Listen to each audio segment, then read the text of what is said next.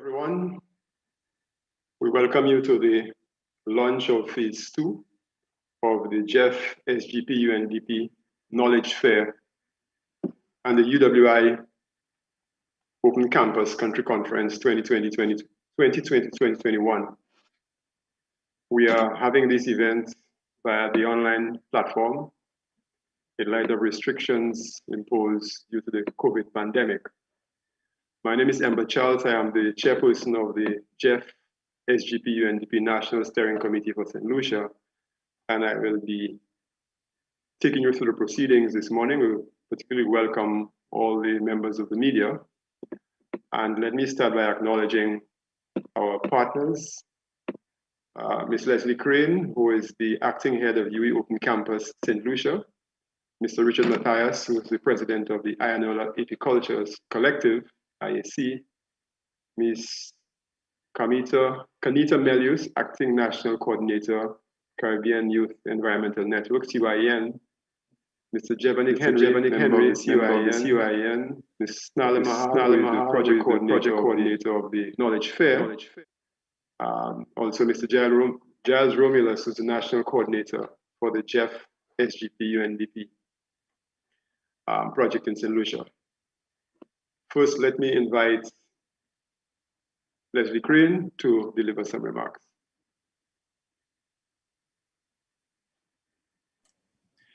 Thank you very much, Mr. Charles, and good morning to everyone, and thank you so much for the opportunity to present some information to you this morning on our upcoming UWIOC St. Lucia Virtual Country Conference. Our conference takes place under the broader umbrella of the Jeff SGP UNDP Knowledge Fair. And I take this opportunity to thank the National Coordinator of the Jeff, Mr. Giles Romulus, for partnering with us. Given the theme of our conference, Visioning Sustainable Futures and Confronting the Threats of Climate Change and Climate Variability, the partnership was a logical one. And we share a common goal, that of seeking solutions to the existential threat that climate change is to our collective futures. And so just to provide just a very brief background in terms of the country conference, this is the fourth such conference that is going to be held in St. Lucia. And it is a conference that is held across all of the 17 islands served by the UWI Open Campus. And the aim of the conference is, of course, to promote or to provide an avenue to share existing research. And the research that we are concerned with at this conference is research done specifically on St. Lucia as it relates to climate change and climate variability. So what we have tried to do, along with our partners, is to try to put together what we hope you will agree is an exciting array of presentations that address a wide cross-section of issues related to climate change. Our conference takes place over a 3-day period. We begin with an opening, which takes place on the 15th, that's Monday the 15th, and it's an evening activity, takes place from 7 p.m. to 9 p.m. And at that opening, we essentially will be creating the framework for the next 2 days, where we will listen to the presentations. The highlights of the evening really will be the keynote address.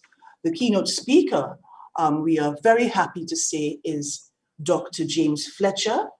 Dr. James Fletcher, I believe, is well known to all of us, former Minister of the Public Service, and of course, one of the main areas also in terms of his ministry was the area of sustainable development, energy, science, and technology. So he is the ideal person to speak to the theme. So we look forward to a wonderful keynote address from Dr. Fletcher at Monday's opening ceremony.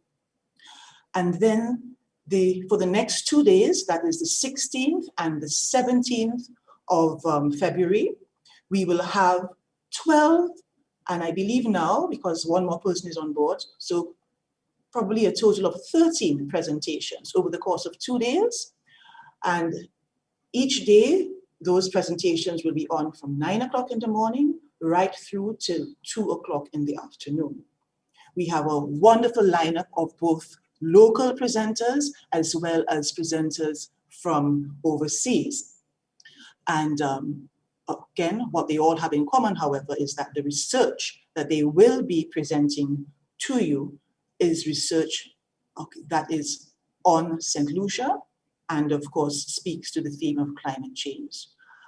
Just very briefly, if I may, we have to mention some of our participants and just to touch on a couple of themes. So for example, we will be looking at themes ranging from looking at climate change and its impact on fisheries.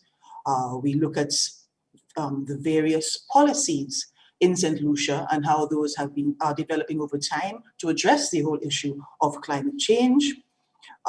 We have participations from OECS, quite a number of persons. We have 3 persons who are going to be taking part from the OECS Commission right here in St. Lucia, and we look forward to all of their presentations.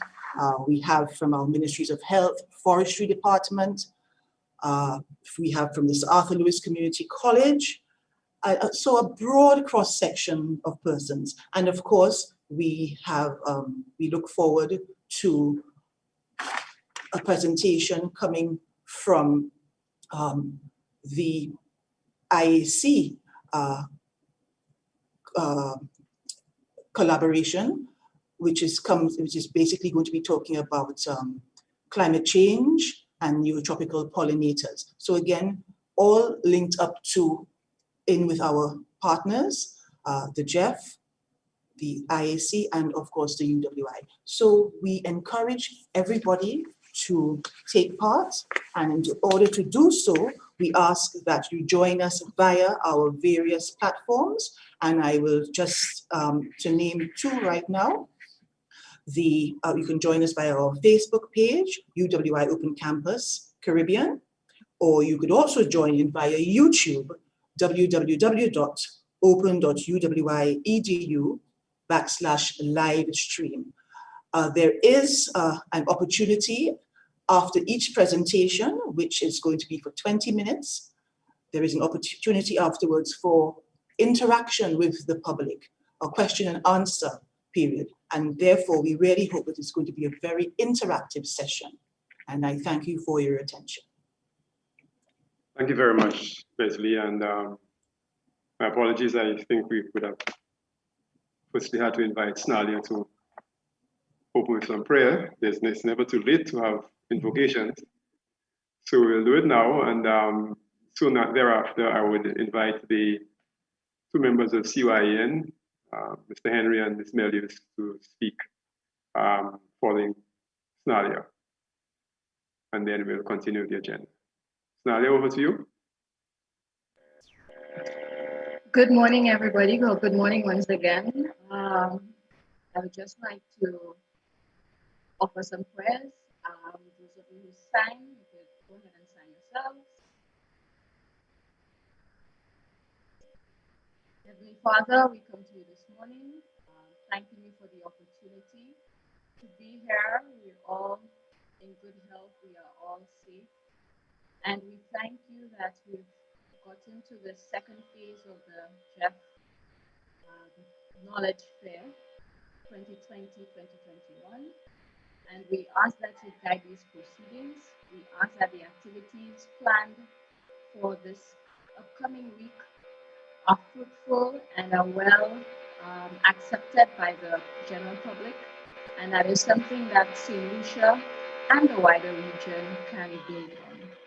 We ask you to protect all of us as we all go through this COVID-19 pandemic, and that we ask that you continue giving us the strength, the wisdom, and the courage to continue the work that is being done by the GEF SGP in St. Lucia, and also by all our partners, including the UE and the IAC, and of course, as the implementing partners, CYEN, a group of young persons trying their best to keep positive and to stay focused in St. Lucia.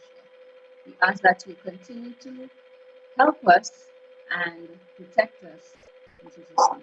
Amen. Thank you. Amen. Jevanik, could you present your remarks, please? Yes, thank you, Mr. Charles.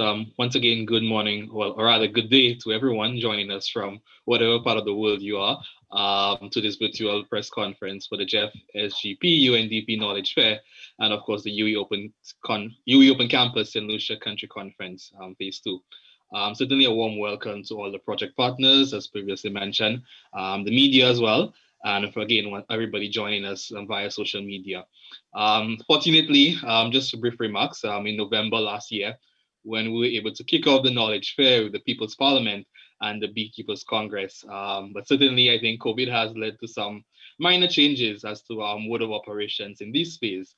But definitely, interestingly, as we seek to push research and innovation during this Knowledge Fair, we have had to innovate, and hence why we are here with this virtual launch and subsequent activities for next week, which of course Mrs. Michelle has spoken about, and definitely Mr. Matthias will speak about what I dub the sweet component of the Knowledge Fair, that is the National Honey Show Training Workshop set for next week. Definitely from our end as the Caribbean Youth Environment Network, St. Lucian chapter, where we view young people as an important and critical development resource, we are indeed pleased, to be on board such an initiative, which is tied to our mandate of improving the overall quality of life of Caribbean young people by facilitating their personal development and, their full involvement in all matters pertaining to the environment and sustainable development. And of course, you know CYEN has been so well involved within the climate change and sustainable development space. So definitely, it was a great fit for CYEN to really and truly ensure that the young people are involved in such a critical initiative for our country and for the region. So once again, a warm welcome to everyone, and we do hope everyone here in St. Lucia, across the region and around the world can get involved in this phase of the Knowledge Fair amidst all the chaos globally. Thank you. Thank you very much, Jevanik, and let me invite Richard. Richard, who has done wonders in terms of introducing St. Lucians to the variety and the sweetness of honey. Most people didn't realize honey had flavors. So Richard, I invite you now to present your remarks. Thank you, Mr. Charles, and my fellow colleagues at this press conference and members of the press. I would like to extend a special thanks to the team at Jeff SGP St. Lucia, especially Mr. Jair Romulus. They have been fundamental in support of apiculture in St. Lucia over the last few years. I'd like to pay a special thanks to CYNE for their support. It's very important that the youth get involved in apiculture. The average age of most of our beekeepers in the St. Lucian around the Caribbean are in their late 50s, going on 60s. So for the continuity of the industry, it's very important that we start to incorporate young people into this very vital sector that supports biodiversity throughout the Caribbean. This second phase of the Knowledge Fair is especially important to us as Caribbean beekeepers, because we are now going into the workshop phase of the National Honey Show, which will hopefully will be launched in December of 2021 of this year. Bar COVID or no COVID, we will launch and we will make the Honey Show happen one way or the other. We have some significant partners on board with this project. As you know already, Jeff SGP, Export St. Lucia, ECA, Association of Caribbean Beekeepers, and of course, the Ionola Apiculture Collective. So with all these bodies in place, we will definitely pull off a fantastic honey show in December as planned. For next week's seminar, we have three very, very, very, very, very special persons that will be leading leading the proceedings in this regards. First, we have Jennifer Holmes. She's based in Florida. She's president of the Florida Beekeeping Association and is also a certified IFAS judge, as well as being a master beekeeper. And we have Mrs. Carla Essen, who is also a IFAS certified honey judge, who will be supporting us on day 2, giving us some of her insight. And thirdly, we'll have Mr. Gladstone Solomon of Trinidad and Tobago. He's probably one of the grandfathers of beekeeping in the Caribbean, past president of the Association of Caribbean Beekeeping Organizations. And one of his most unique traits is also a lifetime member of the National Honey Show Limited in London. So this is probably one of the biggest honey shows in the world, and Gladstone, through his work with the Trinidad and Tobago beekeepers from 1989 to 2005, has led several forays into the UK and has come back to the Caribbean with many medals and prizes for competing in the international honey show. So if we can formulate our own Caribbean honey show, I believe in St. Lucia, and start the genesis here and really create a really good show.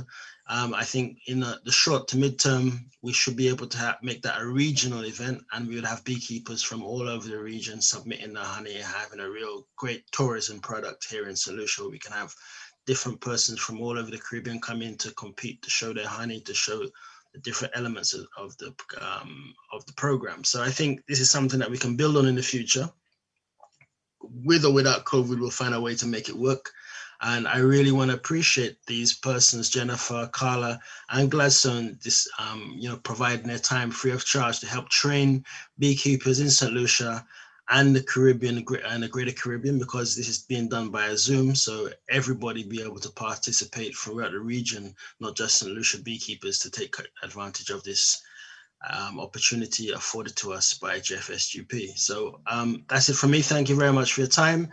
And once again, let's keep the young people, get them involved in apiculture. Apiculture is the future. Thank you. Thank you very much, Richard, for these remarks. And we look forward to the workshop and, of course, the honey tasting in December. I guess the longer the honey stays, probably get a bit sweeter. It's left to me now just to present some remarks on behalf of Jeff SGP UNDP St. Lucia, who is the main organizer and providing significant resources for the knowledge fair. This knowledge fair that we're launching today actually is the second part. The first part, as I think Javanik mentioned earlier, we had it sometime last year, which was the People's Parliament. And that was a platform for advocacy on a number of issues which the Jeff SGP program is working on. Essentially, what the knowledge fair is really a forum for learning and exchange of ideas. What we do, we attempt to try to present all of the outcomes and experiences of participants in our projects, and then to share the outcomes and the lessons learned from the projects with the public. So the 4 key components of the knowledge fair really are the learning and the sharing of ideas. Secondly, it serves as a market for the sale of the products of the grantees. And it helps essentially to showcase their work. So really, it provides them with some means of marketing themselves and the expertise as well. And fourthly, it is really a sort of platform and a vehicle for empowerment of the poor and marginalized, to give them that framework, that context in which to build expertise so that they could really help themselves and develop their own communities. The 2020-2021 Knowledge Fair really has 4 key components. The People's Parliament we already had, and the second component would be the UE Open Campus Conference, which we'll be having next week, and I think which Leslie has ably spoken about earlier in her remarks, where it's really the framework for ideation, for the sharing of research, for the stimulation of discussion, and also for the sharing of experiences of different researchers, either St. Lucians working on St. Lucian situations or others working on specific areas of research on St. Lucia. The third part of the knowledge fair is what we call beacons, in search of beacons of change. This is an idea which is really still in its, as we would say, in its formation, but the key outcome would be preparing a group of people to take a journey around St. Lucia to experience these projects, and we'll be documenting that and in the end producing some audiovisual products of significant quality and appeal to share with people around the world. As you know, right now, our platforms for exchange of information are essentially limitless. So that would be the third component. The fourth component, which Richard spoke of, is the tasting, the honey tasting, which of course will bring a very sweet end to our Knowledge Fair 2020-2021. I need to know that just to put it in context, the first Knowledge Fair, which was held in 2018, was in fact a physical fair where we brought people together, we brought grantees together, we brought agencies which will work with grantees together to present this, all of their projects in a physical way in the city of Castries. The idea was to have repeated this every 2 years, but because of the advent of the COVID pandemic, that became impossible. So we really are highly unlikely to have a physical knowledge fair this year. But like most of the things that are happening in this time, it would be virtual. And though it's no longer a gathering of people, but the knowledge sharing is perhaps a bit more critical and even more focused as we're able to sort of segment the knowledge fair into these parts, into discrete components, and share that with you throughout the course of the year, ending on 13th December or thereabouts, 2021. And as Richard said, we hope that nothing barring our plans, that there will be the opportunity for St. Lucians and non-St. Lucians who are visiting to come in and taste the best of the variety of honey flavors in St. Lucia. But for now, our focus would be on the next week's activity, which is the UE Open Campus Conference, which is funded by Jeff SGP UNDP. And this will be starting off with the formal launch of that conference, the opening session actually, on Monday the 15th from 7 p.m. And it will continue the following days with sessions starting at 9 and going until 2 o'clock in the afternoon. And we have a variety of presenters on a range of topics related to our theme. So these are essentially the sort of framework and context in which we are doing this launch today. And we will invite the participants and the media who may have some questions to field these questions to us so we could respond to them. But before we go to the question and answer period, let me invite Kanita to deliver some vote of thanks, remarks of thanks to the partners and others who have been participating in this project thus far. Good day, everybody. So I'd just like to say thank you to you, Mr. Charles, for chairing the proceedings for today's launch. Ms. Mahal, I'd like to thank you for inviting God into our midst. And to Mr. Giovanni Henry, thank you for the welcoming remarks. To our key speakers, Mr. Richard Mathias, the president of the Ionola Apiculture Collective, Mrs. Leslie Crane Mitchell, the acting head of University of the West Indies Open Campus, and to you, Mr. Charles, the chair of the National Steering Committee. Thank you for giving us some insight into what we have coming up next week. And I'd also like to thank Jeff SGP UNDP, represented by Mr. Giles Romulus, the national coordinator, And I'd also like to say thank you to the media for your coverage in promoting this event and for your presence here, because you are a key component in allowing us to reach our goal in reaching our target audience for this event. So I'd like to thank you everybody for joining us today. Thank you very much, Kanita. And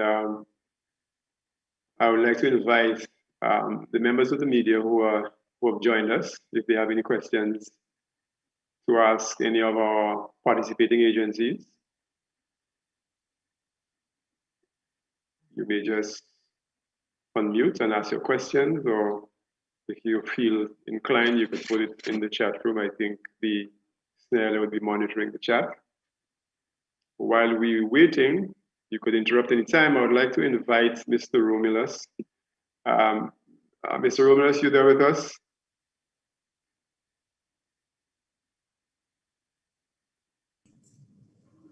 Yes, I'm here listening quietly. Listening quietly. I just wanted you to speak briefly on the theme of our knowledge fair. What's behind our theme this year? Okay, thank you, Embert. We are in trying times, I must say. We are faced by a lot of issues with global ramifications like climate change and the COVID, the coronavirus, the pandemic. In addition to those global problems, we have problems in biodiversity. We have extinction rates increasing significantly over time. We have pollution of waters, of our waterways, our coastal zone, international waters. Increasingly, the oceans are becoming more and more polluted. In fact, the impact of human beings on the biosphere is becoming more and more telling, and that in effect is going to affect our quality of living in the future. And that's precisely why geologists and geographers and so on have named the period the Anthropocene epoch. And what that means is this epoch is a period in which human beings who appeared on the earth at somewhere around 3 minutes to midnight on the geological scale have done significant changes to the environment. And it appears that we are the only species that seem to be committing suicide slowly.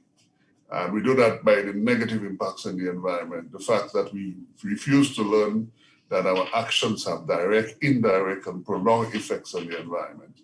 In fact, as we put more pollution into the environment, the synergistic impacts of those effects can come back to haunt us. We see it in cancer rates, we see it in the quality of our food, we see it in the issues concerning enteric diseases in polluted waters around the world, in Africa, in Haiti, parts of the Caribbean. Our future is becoming less and less sustainable.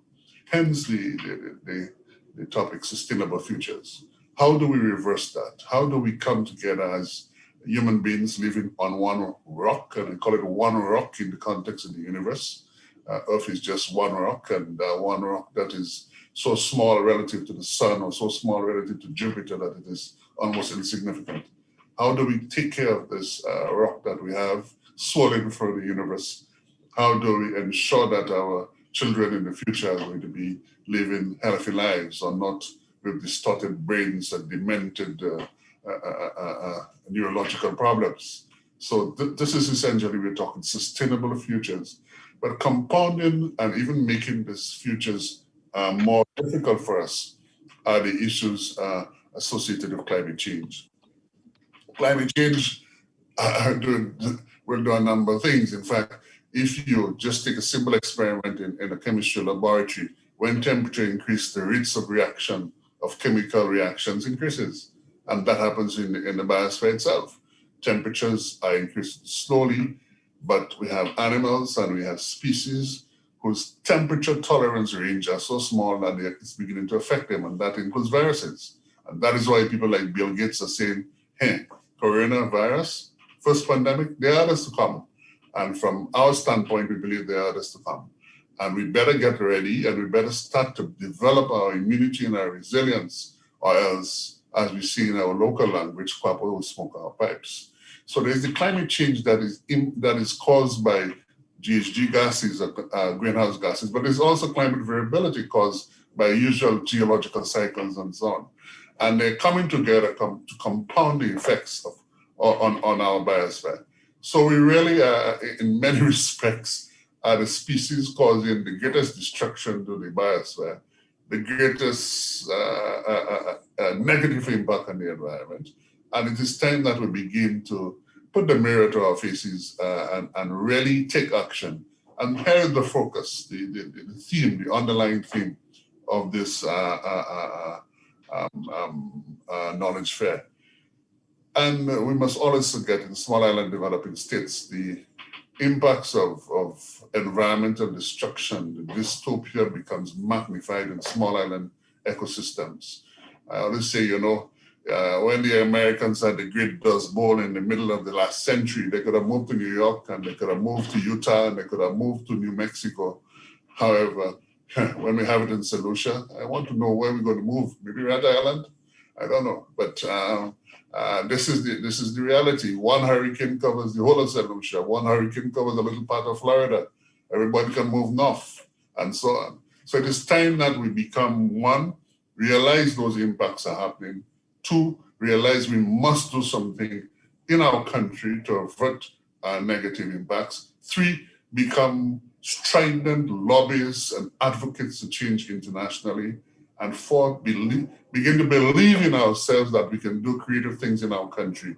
In fact, we can develop that cultural confidence that Mia Motley speaks about, that Ralph Gonzalez speaks about, that many of our historians speaks about. So in a nutshell, we want to bring to the attention of St. Lucia's that if we are going to have a sustainable future, we need to act now.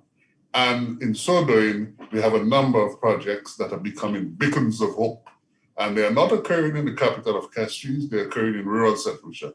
And in so doing, we're going to bring it to the attention of St. Lucians by the projects we do in agriculture, by those we do in pollution abatement, by those we do in smart agriculture and so on. So here you are, Mr. Charles, sustainable futures. It is no longer an option. It is a critical necessity for the future of humankind and our small rock. Thank you. Thank you very much. Thank you very much, Mr. Ruelas. And the way you spoke, it seems that the future is now, because the stark picture you painted about what is happening and what is possible and some of the limitations we have as small island developing states. We have to be, we're putting things in place for those who could come after, but we have to protect ourselves, because if we're not around, we can't put things in place for the future. A bit of a tongue twister, but I think this is what is facing us right now. Again, I want to send out an appeal to those who are joining us from the participants or the media who may have any questions. They could just interrupt at any time. And while we are waiting, I would probably want to go back to a couple of our partners to speak a bit about their own work, and maybe ask Richard to just, I know Richard is quite able and he's willing to share information, but the challenges that in light of climate change, as well as in light of the COVID pandemic, what are the challenges being faced by your own community of beekeepers and beekeepers affiliate organizations in both keeping the beekeeping industry alive as well as keeping their livelihoods going? Yeah, great point, Mr. Charles. I think one of the things that we've learned from COVID is how COVID resilient the apiculture sector is. We have found, people have a little more, most of our beekeepers are part-time beekeepers and not full-time beekeepers like myself. So it's given them a little more time to go into the field, give their bees some more attention, and to last year to produce, a little extra harvest, or to have that extra focus to produce a little extra harvest, to provide the general public with their little supplies of honey to help boost their immune system in this time where it's most important. So I think during during this pandemic, we have been very buoyant. The INO Apiculture Collective has been very buoyant, especially through the assistance of Jeff SGP. We did a number of workshops, both virtually and physically, prior to we've got to this, obviously this critical state. We did a number of workshops where we distributed queens to members of different organizations throughout the country to help beekeepers increase their capacity and in turn increase their production. So it's been an interesting year, but it's also showing that when the time comes, agriculture can step up to the plate and help to feed the nation. And I think it's very critical as a farmer, someone deals with livestock, that we recognize we need to build some certain level of resilience within ourselves. And we need to be able to feed ourselves to a certain extent. We can't just be dependent on imports from North America, Europe, and New Zealand, and wherever else in the world we buy our food products from. We need to build in that resilience for ourselves. We may need to go back to the times where everybody has a couple of chickens in their backyard. When they pull their fresh eggs in the morning, and they make their breakfast, and you got your green fig there for the afternoon to make your supper in the evening, and you're planting, and you just go and maybe trade a chicken, or you trade a few eggs and you get your fish to go with it. But we need to try to build that resilience and build that camaraderie back within our society. I've traded many bottles of honey for something I wanted. So, I mean, it's we have to have that level of participation, that level of camaraderie, that level of citizenship. We're all one people in the Caribbean, and we need to work together. And we also need to pass on these traits to the younger generation. A lot of these things that we've forgotten. We've forgotten how to plant a banana tree. We've forgotten how to plant our dasheen and all these different hard foods that we depend on. You think you go to the local restaurant and that's it, but somebody actually produced that in a farm somewhere in St. Lucia and brought it to your table. So we really need to bring that connection back and make agriculture, one of the epicenters of our educational system. You got your maths, your English, your technical fields, but agriculture needs to be a key component in the development of our society. We can't leave a nation that can't feed itself is not a nation. Right. So, and I would just like to draw people back, if they want to register for the event, go to our webpage, inola-apiculturecollective.org, or you can go to our Facebook page, INOLA Apiculture Collective, and you can register there, find a link there, and you can register there for the program. But agriculture is the key, people. You gotta feed yourself. Yeah, thank you, Richard. I think you gave me a good point on which to segue to CYN, because you spoke about young people and so forth. But before that, I have a few things I'm sure you want to trade with me, because I need some money. Sure, definitely. We could work a deal. Yeah, let's do a deal. We'll do a deal. But Javanik, I wanted to find what is the young people's response now? What is CYN doing as a sort of coordinating group of young people involved in environment? Are young people getting into agriculture? Are young people helping their parents in their backyards, helping to feed us? What is the CYN doing in terms of encouraging young people to respond? Yeah, thank you, Mr. Charles. And just picking up from where Mr. Matthias left off, I think definitely we're at the stage whereby as young people recognize that there is a need for greater involvement, whether it be apiculture and agriculture, because now the issues are now directly affecting our daily lives. And it's sad to say that I think we had to get to that stage whereby as young people, we see how it affects, the food security issues. And now that we have an interest, and oftentimes, even within CYN, you get the question of how did they get engaged? And I think that is where, as CYN, we have a critical role to play.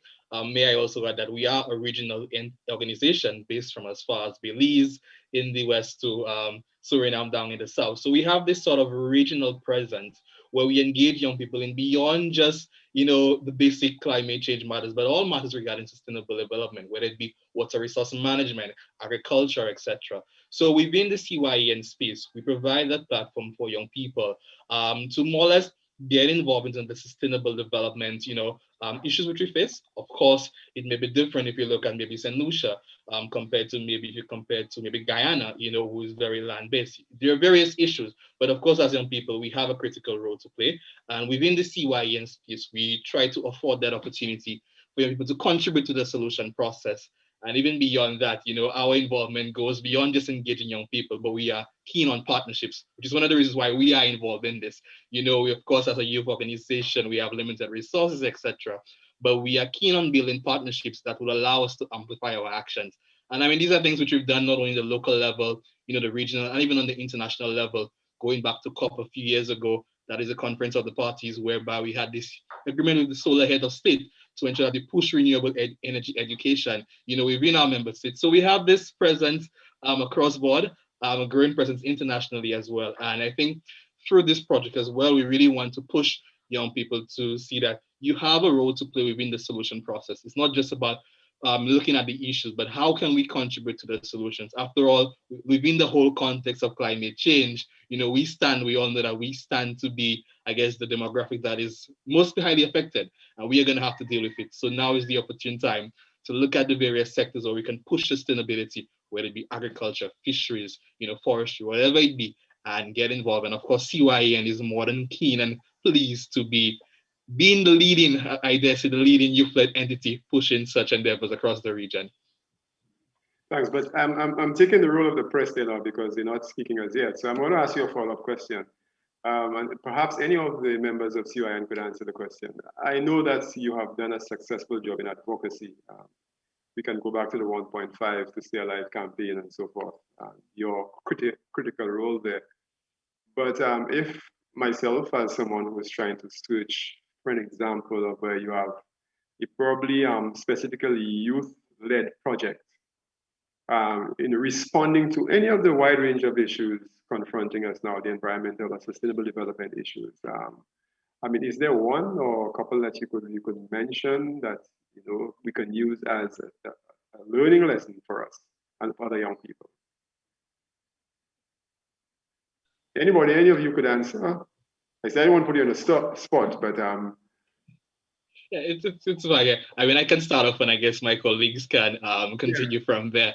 So one which I had mentioned, which this partnership which we signed back in COP23 was the Solar Heads of State, where essentially this partnership was to promote education on renewable energy across the region. So for example, in various countries like in St. Lucia, assisted in terms of the transitioning the government house into renewable energy, so dependent on solar energy. And so this was a project that was also implemented in Jamaica and Guyana, where we sought to push that sort of renewable energy component of it. So that was one, again, building on partnerships, since we understand that we couldn't do it alone, but we had to use that sort of, approach to it. I could go on, but I don't know if any of my colleagues would want to add a few more recent examples. Of course, we are integrally involved in terms of the International Coastal Cleanup activities, which is normally carried here every year during September, where not only that we raise awareness, but we actually engage in activities whereby providing that sort of space for young people to contribute towards the cleaning of our oceans, understanding the issues, and being able to contribute to, alleviating some of our, issues of pollution, etc. in Ireland. And again, it's occurring across the region as well.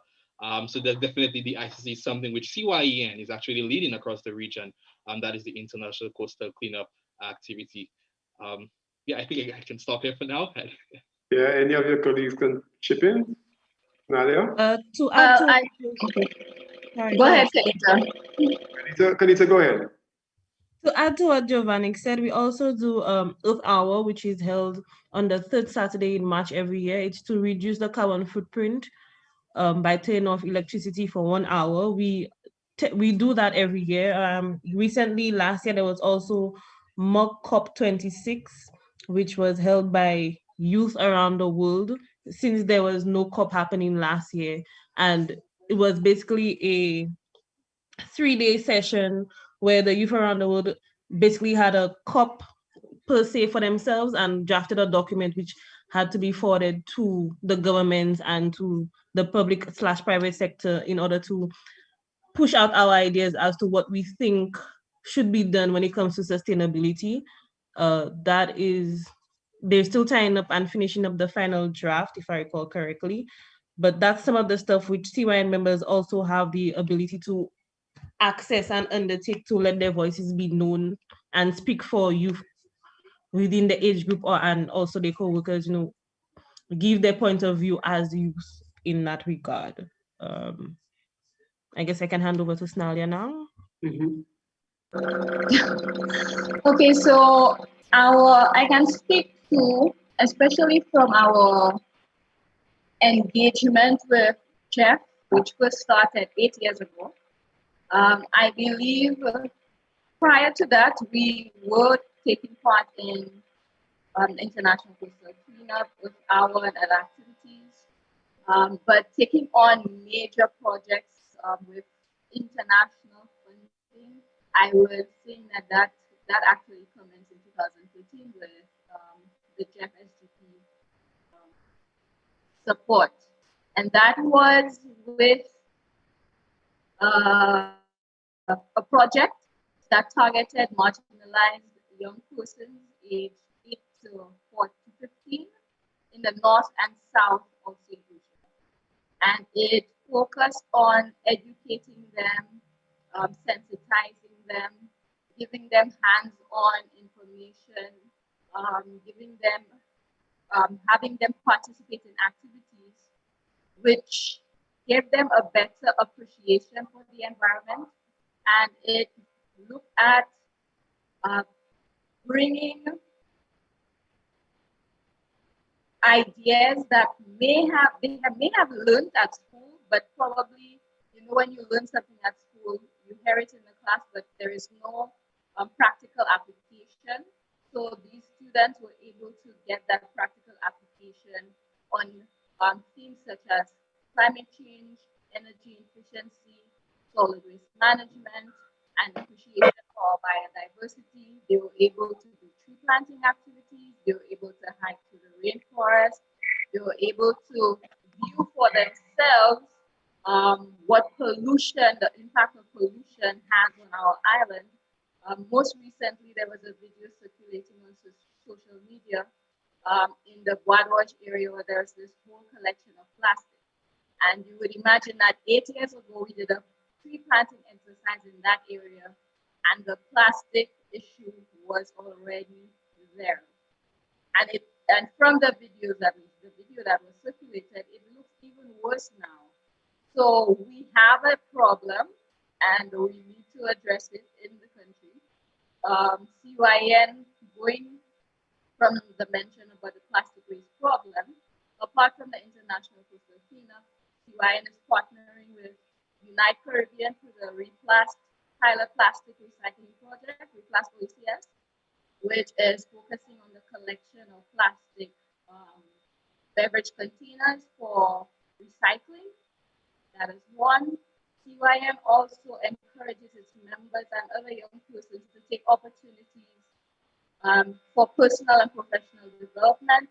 A number of our members have had opportunity to represent St. Lucia, to represent the region, and to also represent, be the voice for young persons in St. Lucia and in the region. CYN sits on the St. Lucia National Conservation Fund Board. We sit on the National Climate Change Steering Committee. We sit on the Sustainable Development Goals National Coordinating Committee. So there is an avenue for young persons to build themselves, to have that space to learn and to contribute to the overall development of St. Lucia. So these are some of the things that I can highlight in terms of what CYN has been doing and the opportunities that exist for young persons to further contribute to the development of the country and the region. Thank you, Nadia. I think we're approaching an hour. So before I wrap up, I just want to invite Leslie. You want to issue any reminders, any final words from you? Yes, certainly. Thank you for the opportunity, Mr. Charles. Just to remind everyone that the UWI, the Jeff SGP UNDP Knowledge Fair and the UWI Open Campus Country Conference 2021 gets off to a start next Monday, that we are starting with our opening ceremony, and the next 2 days following, the 16th and the 17th, we have a wonderful range of presentations for you. And I think perhaps what I can ask you to do is to encourage you to go onto our Facebook page, UWI Open Campus St. Lucia, where we are constantly trying to update information, provide information on our conference, provide information on what's going on with our partners as well. And there you will be able to see the schedule, and which will have specifics with regard to the time that each presenter is coming on, who the presenters are. We've also been putting on information in terms of giving you a little background on each of our presenters, just to build the excitement, and of course to allow people the opportunity to choose which presentations they wish to view. Not all of us have time to spend an entire day, but if you go to the Open Campus Facebook page and to all our partner pages, there you'll be able to see the schedule and be able to choose those presentations which appeal most to you. And we're just inviting everyone to come out and to participate actively during the Q&A session. And reminding you once more that if you, to join us, you need to look us up on facebook.com, UWI Open Campus Caribbean, and also you can join in via www.open.uwi.edu/live stream. Thank you. Thank you, Leslie. Nadia, any information as project coordinator that you want to share before we close? Okay, so we did not have any questions from the media, but some of them did contact us prior to, they were unable to make it.